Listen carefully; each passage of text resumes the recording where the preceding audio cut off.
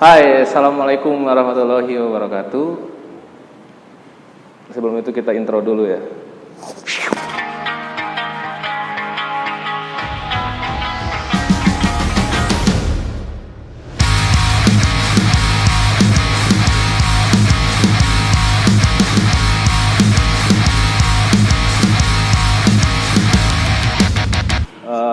Selamat pagi bagi yang nonton pagi, kemudian selamat siang bagi yang nonton siang, dan juga selamat malam bagi yang nonton malam. Oke, di sini saya perkenalan nama dulu ya. Nama saya Teguh Rahmat Firdaus. Saya mengajar sejarah Indonesia kelas 10 dan kelas 11. Baik, mungkin keadaan kita sekarang mungkin yang tidak bisa tatap muka secara langsung, ya makanya saya bikin video pembelajaran ini. Mungkin selama pandemi ini berlangsung, kita akan belajar secara virtual seperti ini. Oke. Nah, mungkin di sini teman-teman bertanya, kira-kira apa yang akan kita pelajari sejarah materi kelas 11 ini selama satu semester ke depan. Sebetulnya yang akan kita pelajari di semester sekarang itu ada 4 pembelajaran atau materi besar. Di antaranya ini, ya, kemudian ini, dan ini. Oke. Jadi keempat ini semuanya akan kita pelajari selama satu semester ke depan. Dan jadi sebagai pembukaan, yang akan kita pelajari awal pertama, mungkin ketika kalian kelas 10, kalian belajar tentang tradisi Hindu, kemudian tradisi Buddha, dan kemudian tradisi Islam. Sehingga kenapa bangsa Indonesia ini kok tidak terlepas dari ketiga budaya tersebut. Sebetulnya ada satu lagi budaya yang belum kita bahas. Nah, ini akan kita bahas di kelas 11 ini ya. Satu lagi adalah budaya barat. Nah, jadi keempat budaya ini berkaitan erat dengan budaya Indonesia. Contohnya seperti ini saja ya. Kalian sudah pelajari tradisi Hindu Buddha, kemudian Islam. Itu salah satunya bisa kita temukan di nama orang-orang Indonesia yang sekarang. Contohnya ya, nama saya ya Teguh Rahmat Firdaus. Ya mungkin Teguh itu tetap pendirian, dan itu entah dari bahasa mana Teguh itu, apakah dari bahasa tradisi Hindu Buddha, Sangsakerta atau apa, saya tidak tahu. Tapi kalau Rahmat itu berarti tradisi Islam kan, atau Arab ya. Firdaus, Rahmat berarti pintu, Firdaus adalah surga. Nah, seperti itu. Tapi ada juga nama orang Indonesia yang punyai 4 kebudayaan bercampur di sana, berakulturasi. Contohnya seperti Ahmad Dwi Van Houten, misalkan ya. Saya tidak tahu apakah nama itu ada atau tidak. Ahmad itu kan tradisi Islam. Kemudian Dwi itu dari bahasa Sanskerta yang artinya dua. Berarti bisa kita kategorikan tradisi Hindu ya. Sementara Van Houten itu tradisi barat. Nama ke Eropa-Eropaan.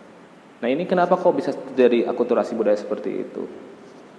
Yang akan kita bahas di kelas 11 ini adalah dari mana awal mulanya masuk tradisi barat ke Indonesia. Nah, mungkin bagi teman-teman yang bertanya-tanya, kok kenapa Indonesia bisa dijajah oleh orang-orang Eropa? Ada yang tahu? Silakan ditulis di kolom komentar ya kalau tahu. Oke, kenapa? Ini kan pertanyaannya why. Salah satunya mungkin ini ada kaitannya dengan bumbu dapur. Kenapa orang-orang Eropa itu bisa datang ke Indonesia? Akibat bumbu dapur. Apa yang dimaksud dengan bumbu dapur? Ya, bumbu dapur. Jadi bisa kalian tanyakan kepada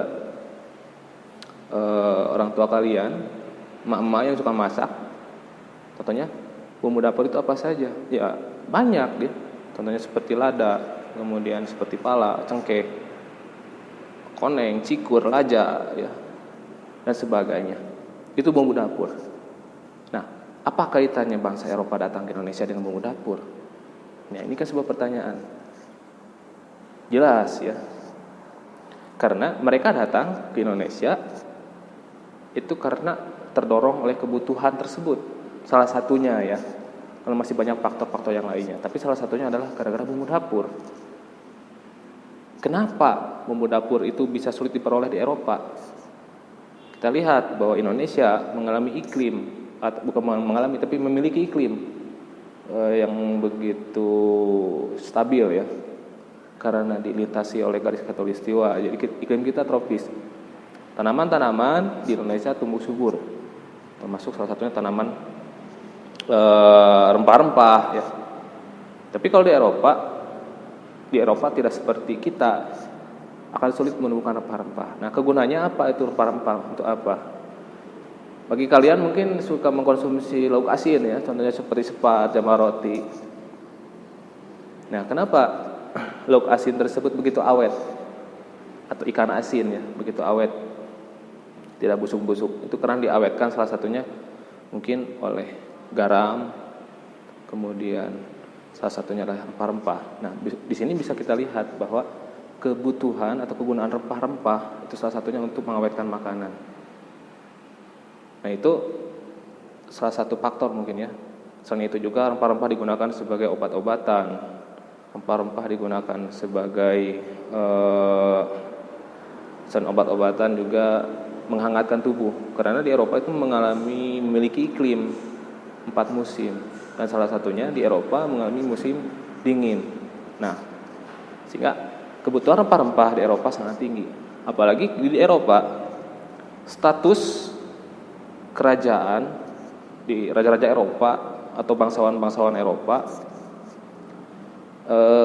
ketika mereka menggunakan rempah-rempah, memasak menggunakan rempah-rempah yang sangat banyak, itu merupakan status kemewahan. Bisa kalian bayangkan, di Eropa sendiri rempah-rempah itu hampir sama harganya dengan emas. Bukan hampir sama ya, mungkin agak sebanding dengan emas. Di kebutuhan rempah-rempah itu sangat mewah pada saat itu. Kita berbicara di sini sebelum abad ke-15. Nah, mungkin itu salah satu faktor pendorong bangsa Eropa datang ke Indonesia sampai akhirnya berubah menjadi yang asalnya ingin mengetahui jalur rempah-rempah di Indonesia, tapi nanti akan berubah menjadi penjajahan atau yang disebut dengan kolonialisme, imperialisme. Mereka akan memerintah di tanah kita. Nah, itu salah satu faktor alasan kenapa bangsa Eropa datang ke Indonesia. Nah, itu yang akan kita pelajari ya. Itu materi yang pertama yang akan kita pelajari pada semester ini. Nah, mungkin untuk pertemuan sekarang silakan kalian baca-baca dulu mengenai awal masuknya bangsa Eropa, itu yang disebut dengan zaman Discovery Age, di mana orang-orang Eropa mulai berbondong-bondong mencari jalur rempah-rempah ke Asia. Dan tentunya di sini banyak faktor juga yang mendorong bangsa Eropa datang ke Asia atau menemukan jalur rempah-rempah.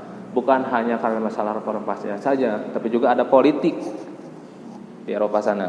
Di antaranya ada pergeseran pemerintahan atau kekuasaan, di mana pemerintahan yang asalnya dipegang oleh dua kekaisaran Romawi,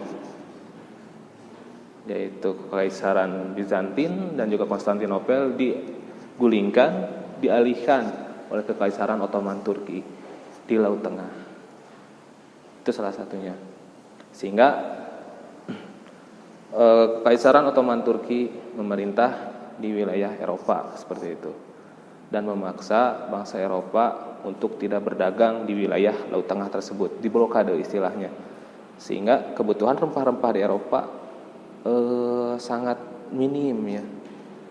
Sehingga mau tidak mau mereka harus keluar dari zona nyaman mereka untuk menemukan jalur rempah-rempah. Itu salah satu faktornya ya. Ya betul, itu adalah bagian dari perang salib. Perang salib yang melibatkan bentroknya dua agama besar.